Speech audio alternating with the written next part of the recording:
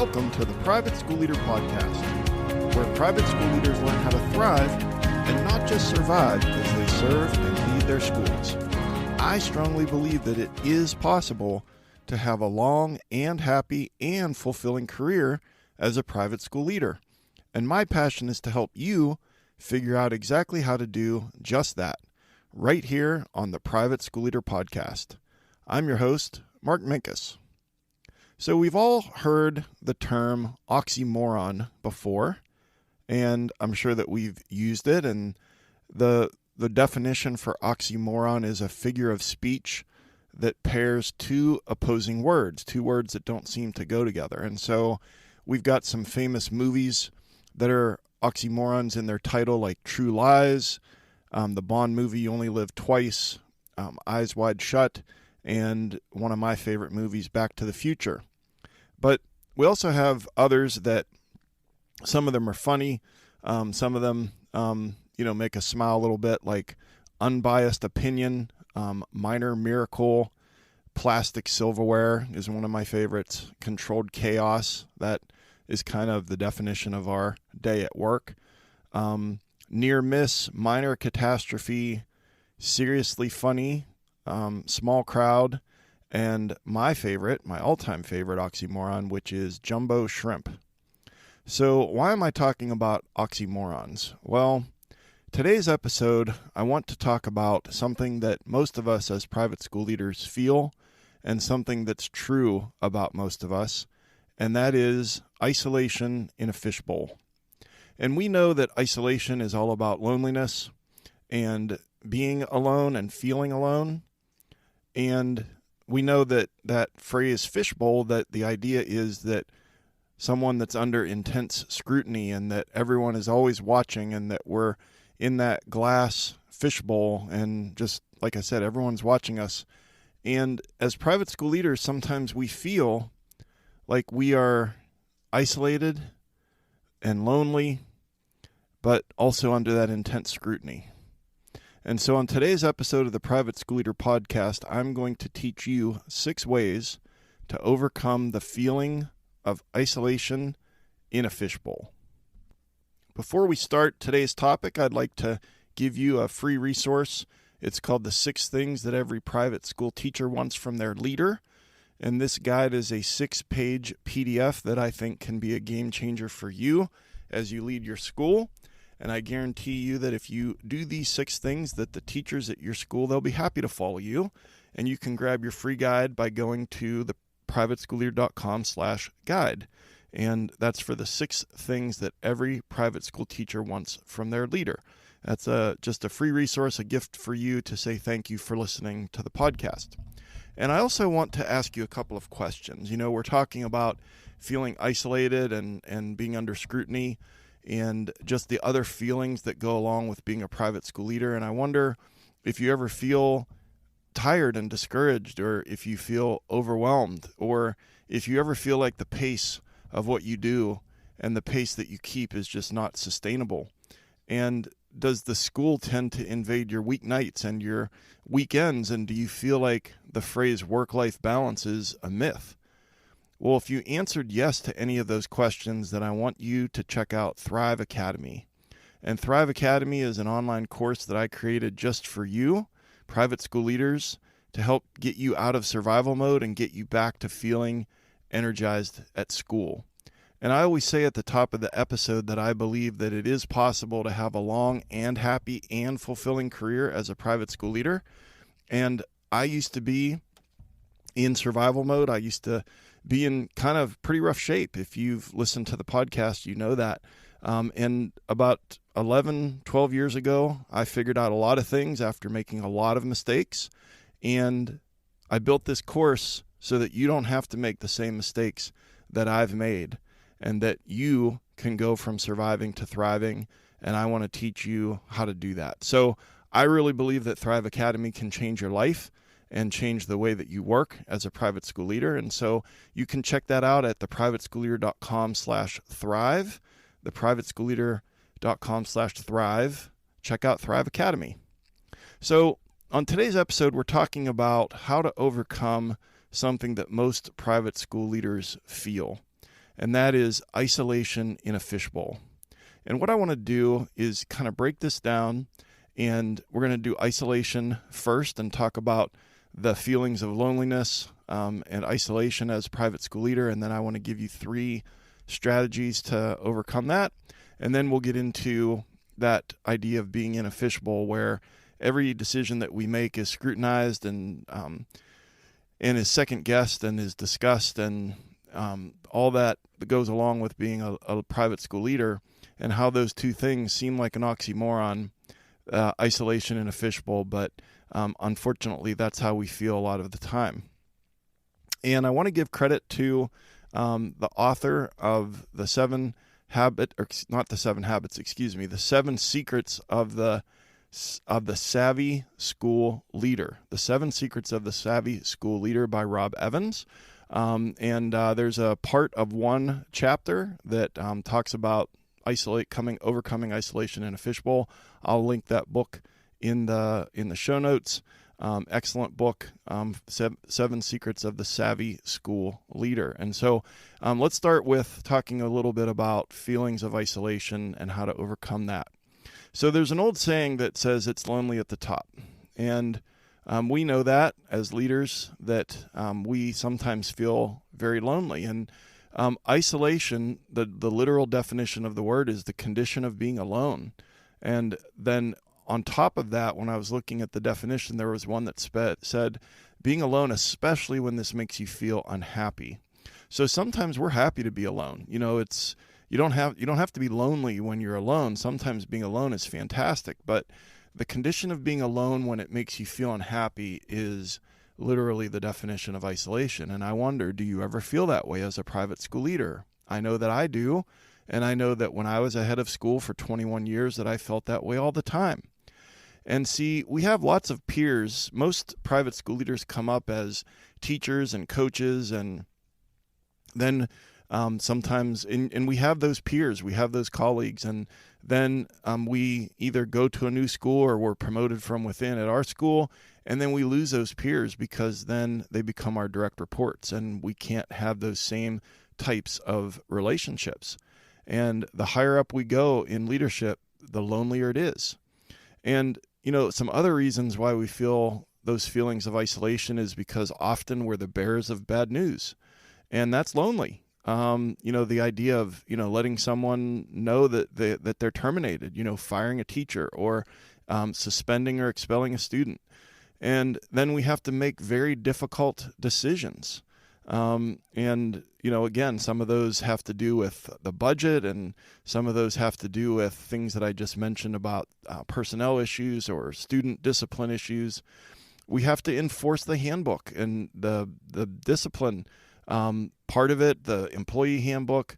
And often we think when things go wrong, we step up and we take the blame. And there's a reason why it says the buck stops here, that there's an old saying, I think it was Harry Truman, that had that on his desk. When you're the leader, and I did an episode on extreme ownership, the Navy SEAL Jocko Willink talks about how we have to take full responsibility as leaders.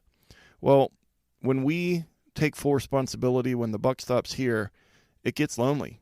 And moving up from whatever we were doing, teaching, coaching, athletic director, to become a division head or a head of school or an assistant head of school, the higher we go, the less support, the smaller our support system becomes.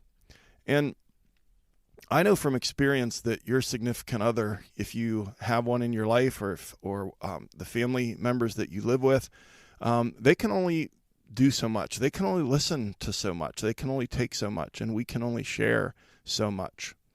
And so some of the hardest decisions are made in isolation, but they have very public consequences. And that's another thing that causes those feelings of isolation. And so, for example, you can't justify or explain personnel decisions. And so let me give you a quick example. Let's say that there's a teacher, and you've worked really hard with this teacher, and they've been on a performance improvement plan, and you've been coaching them and observing them and working with them, and it just doesn't work. And there's all kinds of problems. and their colleagues don't know all the problems. The parents don't know the problems. Maybe it's even harder when the teacher is well liked by the kids and the colleagues and the parents.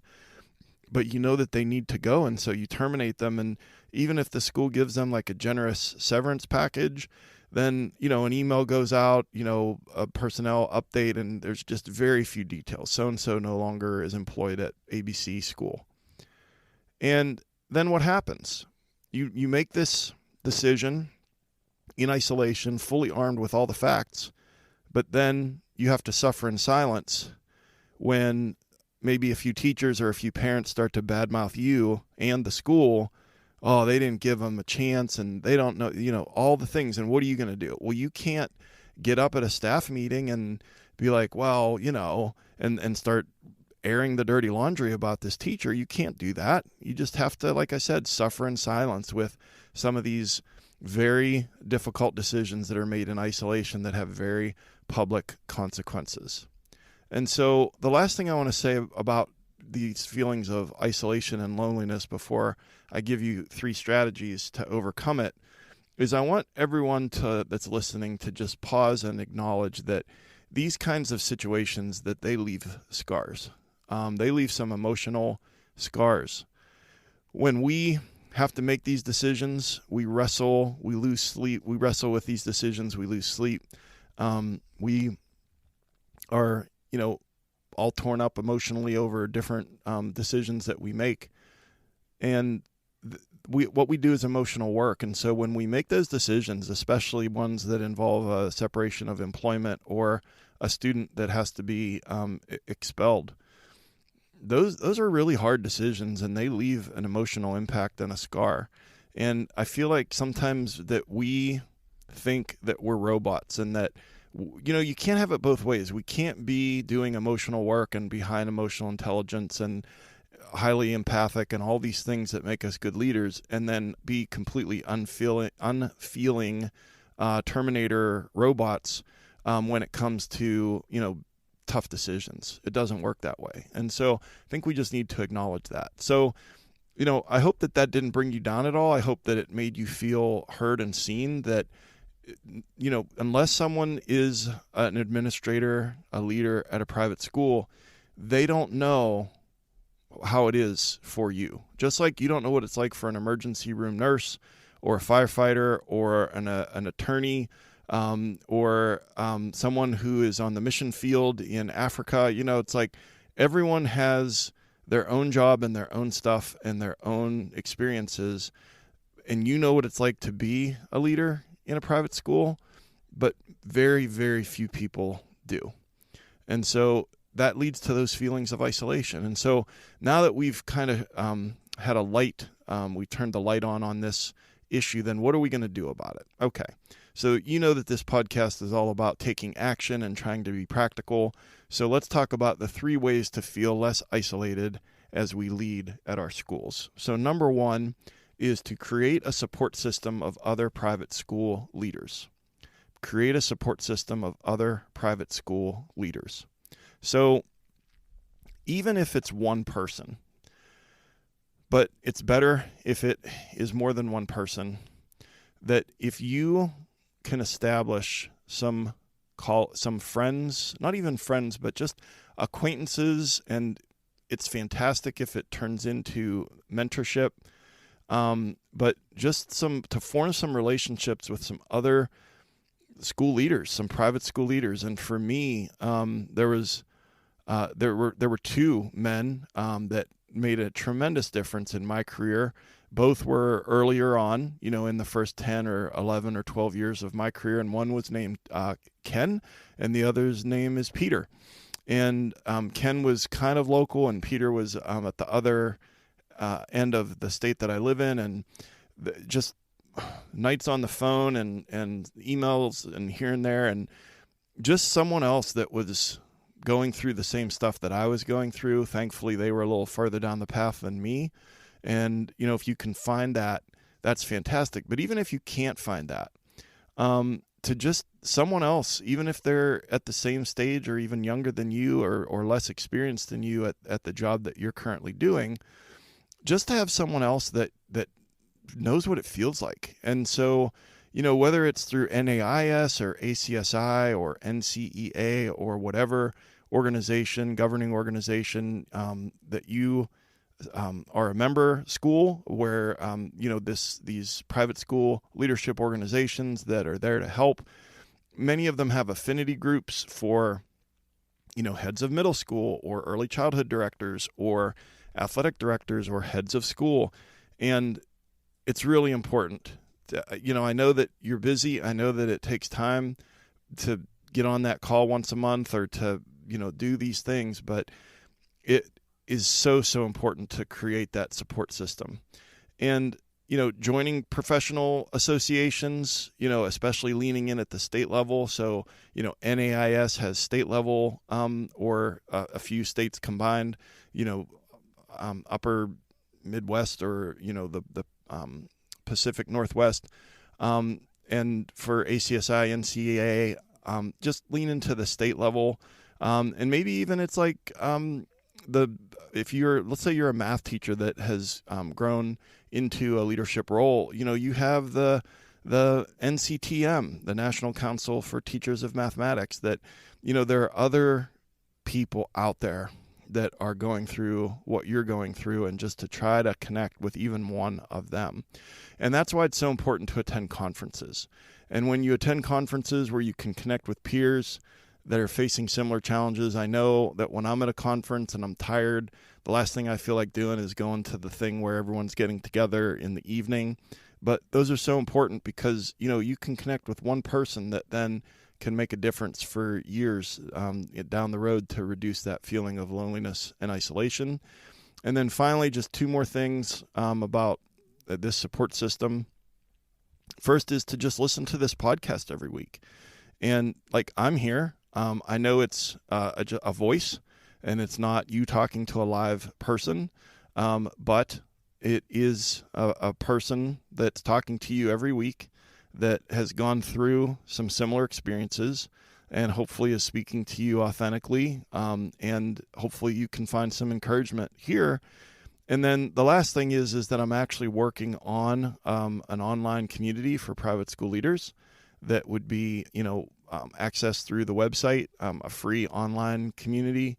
And I'm hoping to have more information out about that maybe during the summer. So, that's in the works. But in the meantime, all of these other tips is to just really try to create a support system. So number 2 on this list of 3 things to feel less isolated is to prioritize building relationships at school and being more visible. So let me tell you what I mean by that. So your social emotional needs, not all of your social emotional needs are going to be met by your family, and nor are all of your social emotional needs going to be met by people at school. And since you can't really, if you're the head of school, that you can't really share a lot of things with your teachers and have that kind of relationship, then what you need to do, in my opinion, because this, I believe, works for many, many people that I've coached, and it's worked for me, is to just actively seek opportunities to build relationships with teachers and staff and students and parents, and to just regularly engage in that open and transparent communication, and then just lean into that connection and belonging. And, we all have those social emotional needs. And if none of those needs are being met at school, then that's a real problem. And so I'm not saying that your social emotional needs for intimacy or for deep, meaningful connection with someone you can talk to who's going through the same stuff as you, that's probably not being met at school. But the need for community and the need for belongingness and the need for just socialization and the need for, humor and being able to laugh, that can happen at school with the kids and the parents and the teachers and the staff. And so one of the ways that's important, I said about prioritize building relationships, but I also said to be more visible. And so that's how that's going to increase, is to get out and to be more visible in your school. And I'm encouraging you to leverage high visibility times of day, high interaction times of day. So That's arrival, that's lunch and recess, that's class changes, being in the hallway, that's dismissal, that's going to a couple of sports, a couple of games, and of course, going to the events at school. And, you probably don't have a whole lot of choice about going to events, but maybe you don't have a whole lot of choice about going to the sports, to the games, to the home games. But the thing is I think we all have a lot of good intentions about being visible, but it doesn't happen. And here's the thing. If you stay in your office most of the day and you only interact with people that have problems, that come to your office with problems, you're going to feel more isolated and defeated and discouraged. And so this is not going to happen unless you put it in your schedule. And I've talked before on other episodes about like scheduling your good intentions and putting things into your calendar. And I just think it's super important. Let's say you have good intentions about arrival or good intentions about lunch or recess, to be there.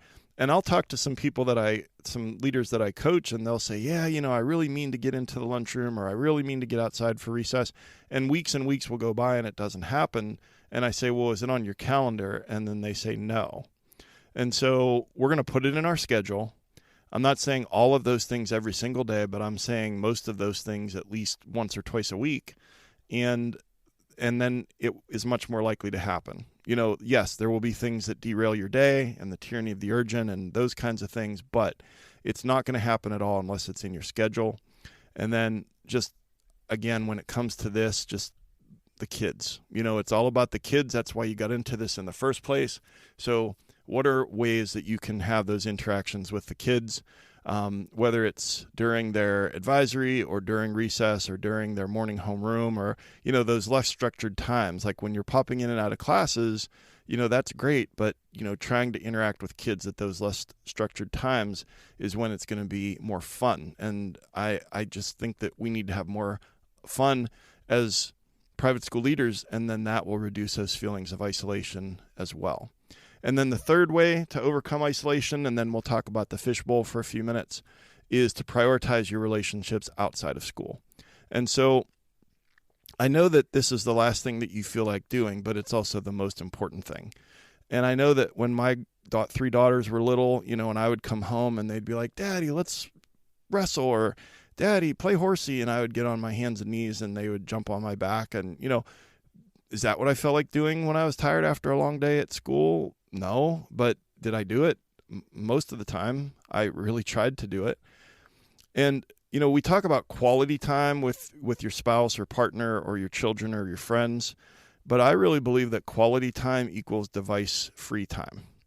And I'm speaking from experience here as far as I know what it's like to sit in the same room with my wife and a couple of my daughters, and we're all on our phones. You know what that's like too.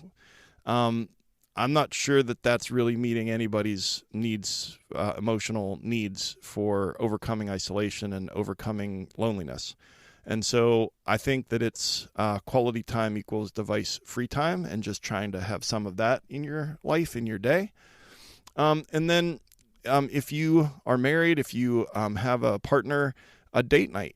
And I'm thinking, you're thinking probably like, yeah, right, sure, date night, that would be great. Well, listen, I have a coaching client in Washington, D.C., and she and her husband decided that it was important to them, even though they have a 1-year-old, that they were going to have a date night once a month. And so what she did was she called her mother-in-law, and they picked dates, one weeknight or weekend night, doesn't matter, one night a month. And they arranged for grandma to watch the 1-year-old. And of course she was thrilled, and now it's in their calendar, and then they actually did it. And so if we are not putting things in our calendar, planning things ahead, then we're very likely not going to do those things. And so, like I said, the school is not going to meet your social emotional needs. And so if that's going out with friends every once in a while, and I know you're like, yeah, right, I'm so tired, I know, I get it. But every once in a while, if you have friends that are, people that are your kids, parents of your kids, or, maybe these are people that are from church or from college that are still living in your community. And to hang out with them every once in a while. Sometimes the last thing we feel like doing is the thing that we need to do the most. And the last thing I want to say about prioritizing your relationships is I want to compare it to DoorDash for a second. So, when it comes to DoorDash, if in the morning you put chicken out to thaw, some frozen chicken out to thaw, and everything that you need is there to make dinner, or even better, if like you have stuff and you put it in the crock pot and you turn that on before you leave for work, well, then when you come home tired, then you're much more likely to make dinner. But when you come home tired and there's nothing that's been thawed, there's nothing in the fridge, there's nothing in the crock pot, there's nothing that's going to jump in your mouth, then we're much more likely to do DoorDash. And there's nothing wrong with DoorDash every once in a while, but I don't think we want to do it every single night because it's expensive and usually the stuff we're getting isn't, all that great for us. But my point is that you have to plan ahead. And not everything with your family, with this part, prioritizing your family time, your time with your partner or spouse, not everything has to be an activity where you go somewhere because money's tight and you're tired. But it could be game night, it could be a movie night, it could be ice cream. Just make some traditions and just have some things that are planned that are recurring, and you'll find that you'll kind of get into a groove. Because if the groove that you're in is coming home and plopping down and scrolling on your phone and not really, spending a lot of device-free time with your loved ones, then that is probably contributing to your loneliness at school. And I just want to connect those dots for you. And I'm not saying it's going to be easy, but I'm saying that it is going to be necessary. Okay, so that's overcoming isolation. Let's just take a few minutes and talk about this idea of being in a fishbowl. So with the fishbowl, imagine that there's a bright orange goldfish and it is in a clear glass bowl. And let's say you have a gym at your school, and in the gym there's a table, and the table is sitting at center court of the basketball court, and on the table is the glass fishbowl with that bright orange goldfish swimming around in it. And in the bleachers at your gym are the parents, all the students, the board members, some community members, alumni, grandparents, and they're all in the stands, and they're all watching the goldfish. And I wonder if that's ever how you feel as a private school leader, just that intense scrutiny. The word scrutiny, literally, one of the definitions is surveillance, close and continuous watching or guarding. And often we feel like we're always on, always on. And, when we're at school, but also when we're in the community. And I remember years ago when I was head of school and we had around 500 kids in the school, that I would do the welcome, at the holiday choral concert, and there's like 750 people in the gym, and I'm standing up on stage and I'm welcoming them and introducing. Well, they all know who I am because I'm standing up there and I introduce myself. But then I'm out in the community. I don't know who they all are, but they come up, "Hey, Mr. Minkus, how you doing?" And that's kind of cool. But it's also can be a lot when you feel like you're always on, when you're at the grocery store or at the baseball game or at the amusement park.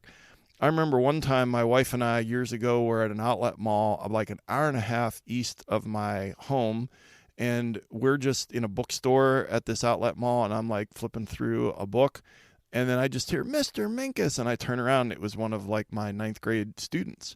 And so you know what that's like, that always on, always in a fishbowl, always kind of the scrutiny and the decisions that you make and just eyes on you all the time. And that can become a lot. And so let's talk about the 3 ways that we can overcome that feeling of being in a fishbowl. Okay, so number 1 is revisit your compelling why. And I won't spend a lot of time on this because in episode 1 of this podcast, I talk a lot about how my compelling why is throwing starfish and the starfish story. And I really believe that when we do hard things, we need a really strong reason why we're doing it. And being in a fishbowl and being under that intense scrutiny and having those eyes on you all the time, that's a really hard thing. And so we need a really strong why, and we need to revisit it again and again. And I've talked in another episode that I'll link in the show notes that I did on productivity. I talked about an index card, and having it on the corner of your desk with your 3 or 4 must-do items on it for the day. And at the top of my index card every single day, I write my compelling why, and I write the date so that it's always, always, always in front of me, and I remind myself of it every single day. And another thing that we can do is focus on the mission of the school and ground ourselves in that mission and the values of the school, and just remind ourselves of the purpose and the principles that guide our work. And, those big that aspirational language in the mission statement, sometimes we don't look at that and only look at it once or twice a year when we're revising the handbook, or if it's framed and in the hallway at school. But sometimes it will inspire us and remind us and get us back on track and motivate us when we're thinking about that purpose. And if it aligns with our values, then we're going to be more motivated to do the hard things. And then also to just remember the child in the chair, that whole idea of, picturing that child, and everything that you do is for the kids. And so some of those things are some things that I think will help when you're having a day where it's just really, really feeling hard to be on all the time and to be in that fishbowl. And then number 2 is to build resilience. So again, to overcome this feeling of being in a fishbowl, revisit your compelling why.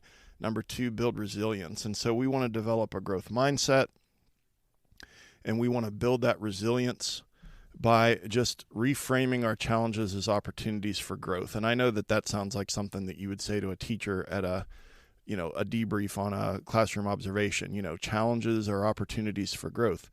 But we have to believe that that's true. And we have to kind of take that growth mindset approach to what we do. And that resilience when we have those setbacks, and when we're under that microscope, when we're in that fish bowl in the middle of the gym on that table and all eyes are on us, it's hard, and it's hard to maintain that scrutiny over a long period of time.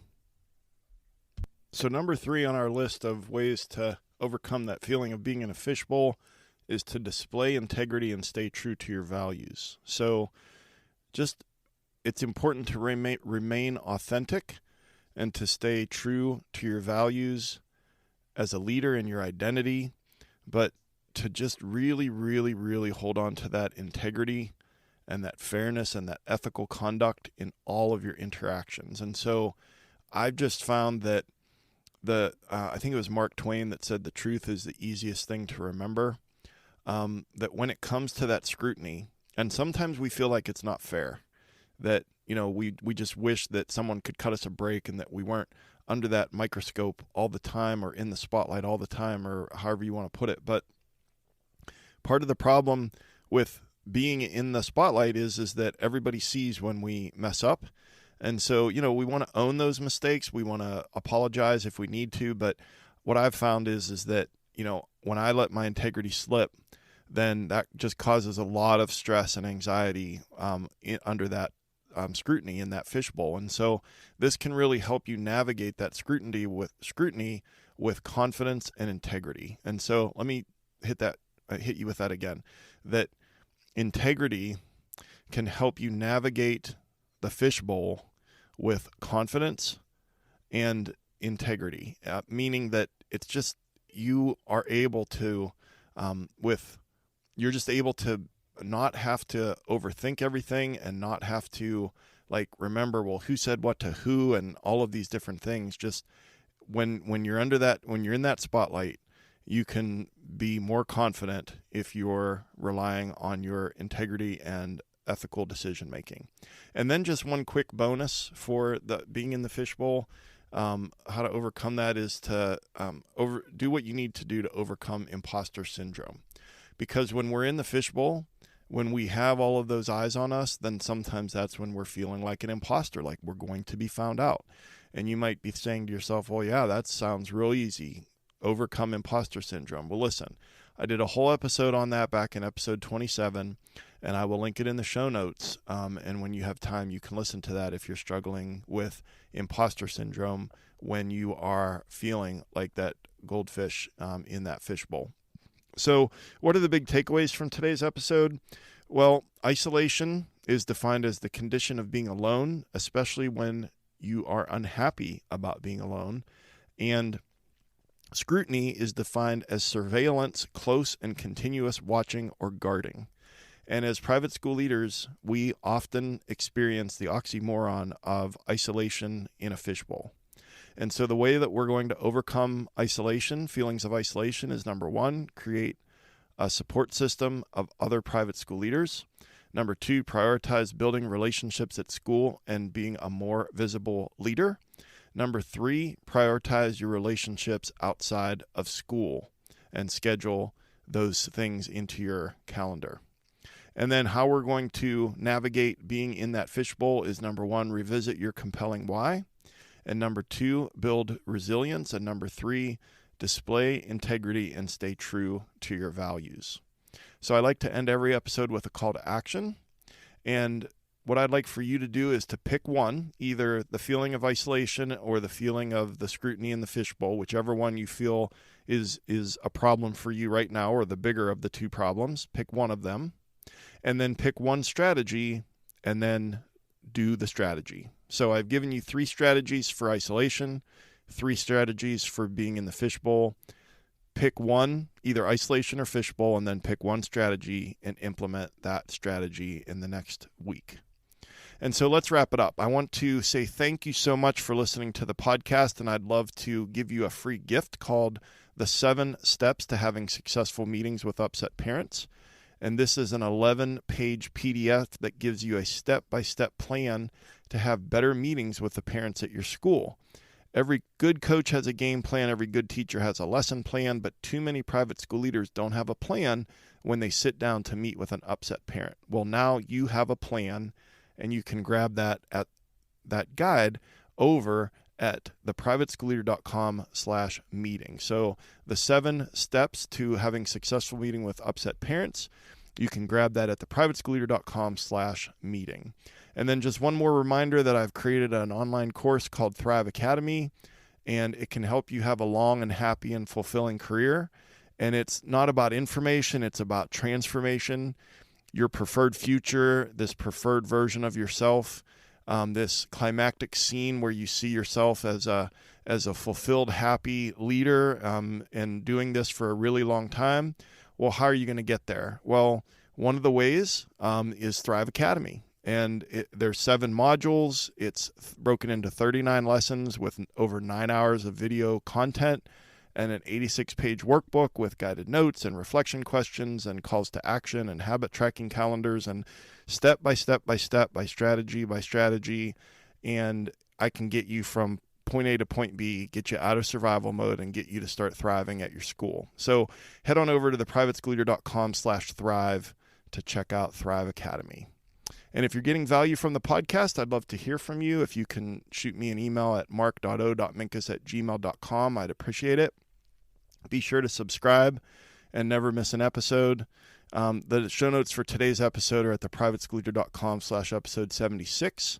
And you can listen to the podcast on Apple, Spotify, YouTube, wherever you listen to podcasts. And if you would please rate and review the podcast, I'd really appreciate it. And I'm on Instagram at The Private School Leader, on Twitter at The PS Leader. And if you got value from this episode or any episode, please share the link with a leader at your school or an aspiring leader at your school. And I've been your host, Mark Minkus. I appreciate you. I appreciate the amazing work that you're doing for the lucky kids and the lucky teachers at your school. And I just want to say thank you so much for taking some of your precious time to join me here today. And I'll see you next time right here on the Private School Leader Podcast. And until then, always remember to serve first, lead second, and make a difference.